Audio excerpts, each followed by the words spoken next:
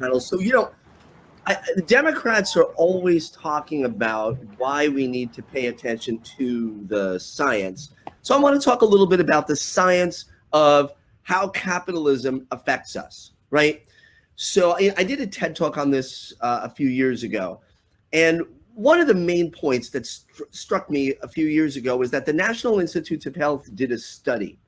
And they compared the brains of rich kids with the brains of poor kids. And what they found was that the brains of poor kids have been profoundly affected by the stress of being poor in a rich society, okay?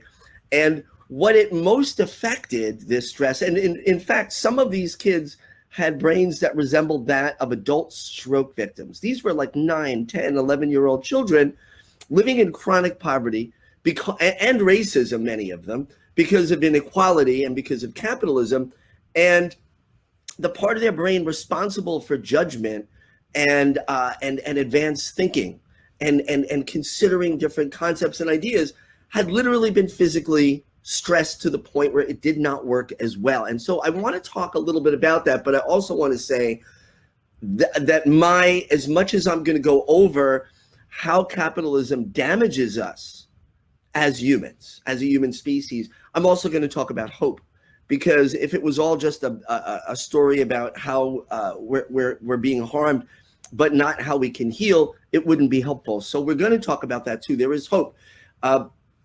Here's the thing.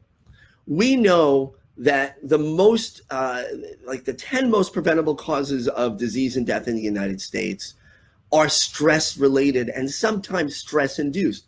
Things like heart disease, things like cancer, things like strokes. Yes, they have to do with lifestyle, but a lot has to do with our levels of stress because, we're animals. We have a stress response, just like all other animals do. And when our stress response is triggered, it's only supposed to go up for a short period of time. Think about when we were hunter-gatherers, we were being chased by a predator. So we needed to be able to get our heart rate up and our blood pressure up and get that going. So all these chemicals stream into our brain and our bodies to help us get away to a place of safety.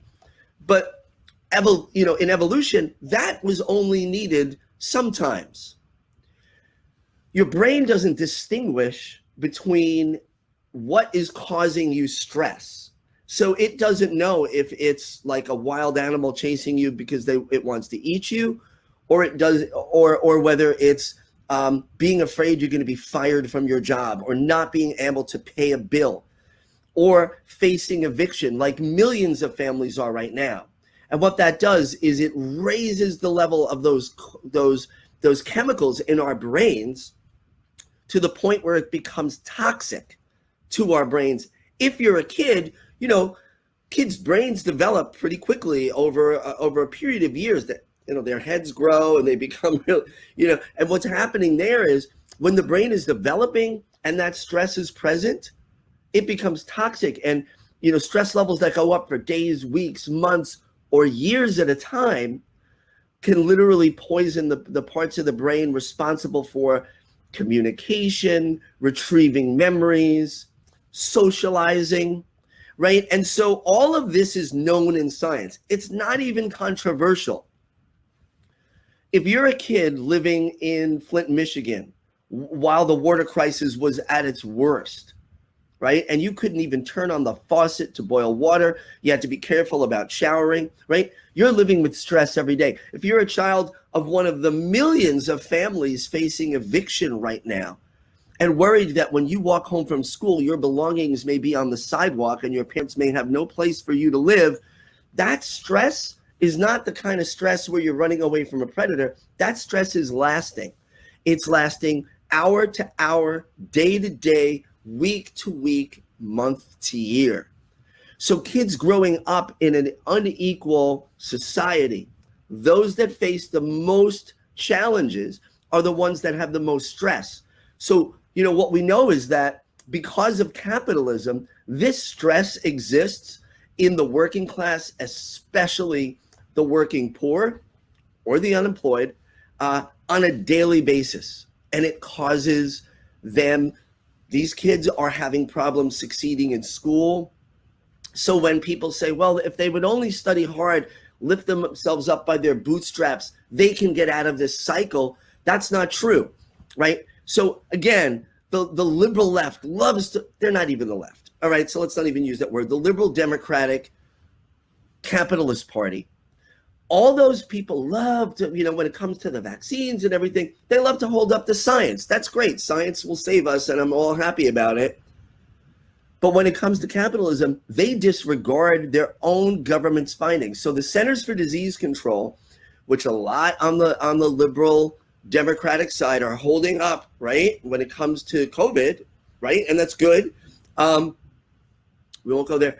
So what they are doing is they're ignoring that the Centers for Disease Control did a study years ago, right?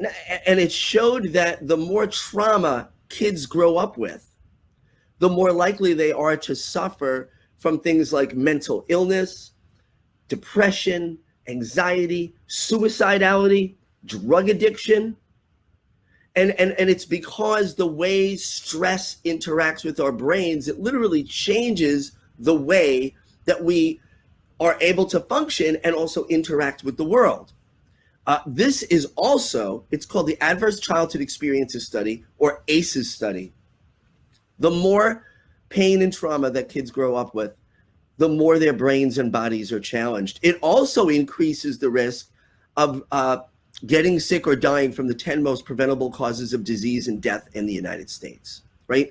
Things like ischemic heart disease, stroke, cancer, diabetes, even things that aren't deadly but can cause, that are life-changing, things like fibromyalgia, all those things.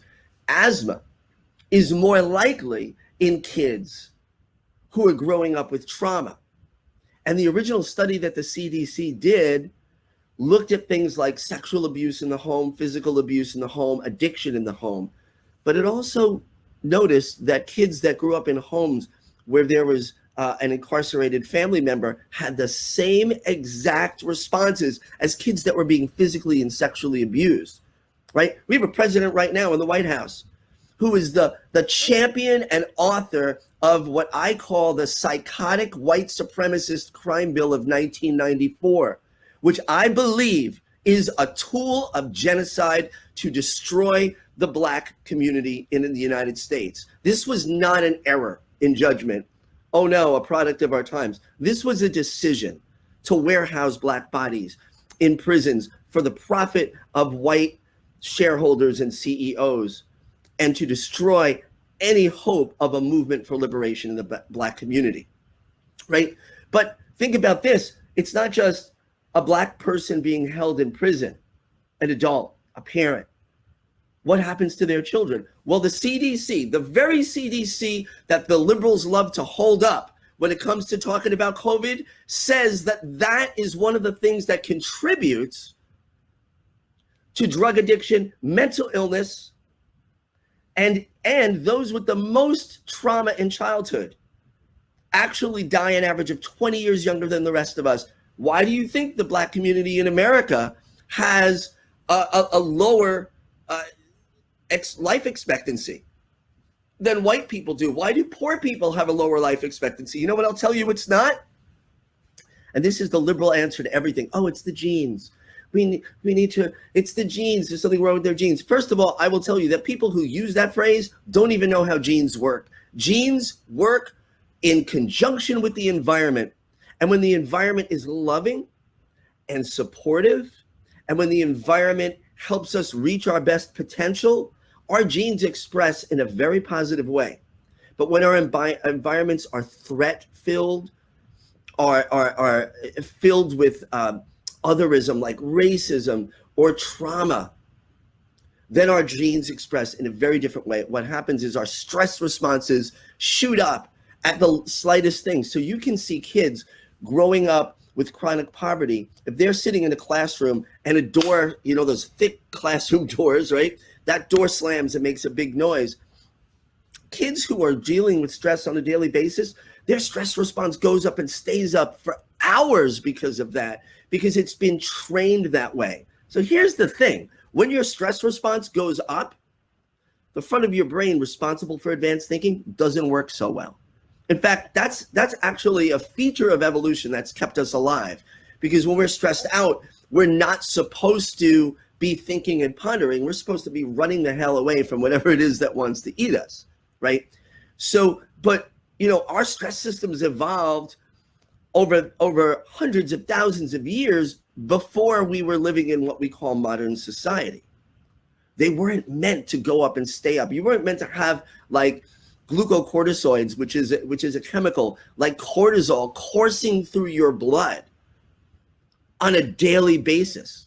So here's the thing. Science proves that hyper-competitive and unequal societies are literally toxic to the brain development of kids, and that can last a lifetime. So when people look at people who are quote unquote failing in a hyper-competitive capitalist economy, the first thing they do is they blame the individual for not trying harder. I heard Barack Obama in one of his first, maybe the second State of the Union that he did, talk about a young girl who might be a student in a classroom, and if only she would work harder. We need to support education. I agree, and that's what his point was. But we have to give her the tools to work harder without considering what growing up in a city like Baltimore can do to you, where the police are an occupying army, right? And Freddie Gray was murdered by that occupying army. Do you think that was his first interaction with the police? Freddie Gray's body and brain had been negatively affected by living under occupation, just like our comrades in Palestine are living under the occupation of apartheid, murderous Israel. And let me just say, I have friends who are Israeli. The Israeli country is filled with some people that are wonderful, and there is a huge peace movement in that country and justice movement that the US media continues to ignore. But our comrades in Palestine, our comrades in Yemen, and in countries around the Middle East and in Africa, on the continent of Africa, are living under stress on a daily basis. Are they going to be murdered and executed by a soldier? Is a drone bomb going to fall on their house? In the United States, kids growing up in cities and towns where their parents are facing eviction, the electricity being shut off, not having enough food, they're living under the same amount of stress, and it is destroying their bodies and their brains. So this is the gaslighting of capitalism, because it says, oh, it's a meritocracy. If you succeed because you worked hard. Let me tell you, the poor are now and have always worked harder than the rich ever have. Okay, I have neighbors who are home healthcare workers who work far harder than Elon Musk or Jeff Bezos or any of these clowns and thieves that we hold up as celebrities, right? Because the lives of poor people are stressful.